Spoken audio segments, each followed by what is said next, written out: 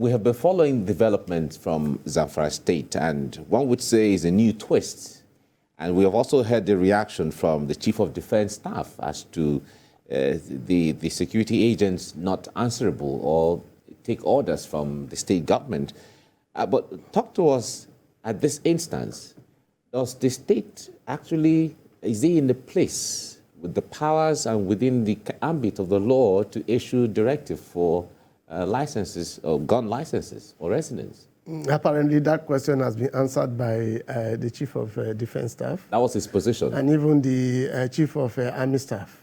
They've told him clearly that he does that power is the prerogative of the federal government. And it has a procedure, it has a process it has to go through.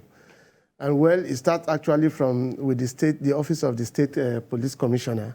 And again, he has been told clearly that the police commissioner is not answerable to him.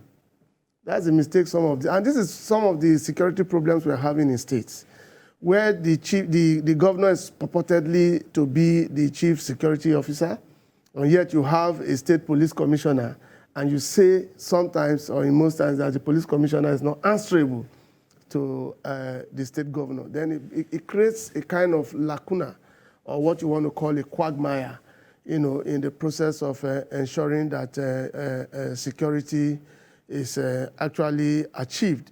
And we have seen situations where even the police and the governor sometimes may not be working cordially, and then it brings a bigger problem. Take it down to the issue of the position of the Zamfara state governor at this time. I think he's overwhelmed. I think he's been overwhelmed by the level of insecurity in Zamfara, in his state. The federal government had taken measures over time to control the insecurity in Zamfara state. Even when I visited the other time, when we had to do some training for some security agents in terms of the proliferation of small arms and light weapons.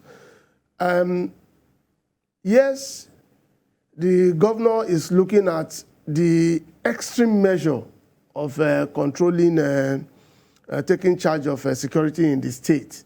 We have also seen situations where a governor once came out, was it governor, a minister told Nigerians that they should defend themselves, even though they don't bear arms. The Minister of Defense. These are all misplacements. If a minister could get to that level, you wouldn't blame the governor for asking the police to begin to issue a license. Well, that is in the law.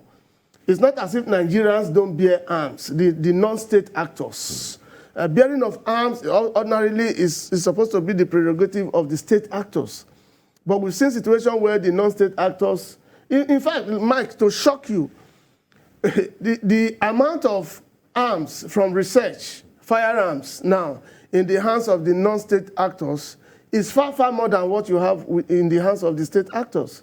That's talking about the proliferation of small arms and light weapons now. In the entire region. In the entire region. Now, the legal ones is there. You can obtain arms if you follow the right process. And then, of course, there's a reason, gaming. The simple reason you want to have that is gaming, but not for self-defense like you have in Europe and America. We don't have that here in this part of the world. That law is not there. But we've seen situations where the non-state actors procure arms, even from people you cannot really identify as those who are licensed to sell these arms. So in the Zamfara state, to answer your question, the Zamfara state governor does not have that power to issue an order or an appeal to the commissioner of police to say, begin to. Even the police commissioner does not have the final say as to who gets and who bears arms as a private individual in Zamfara state. All right.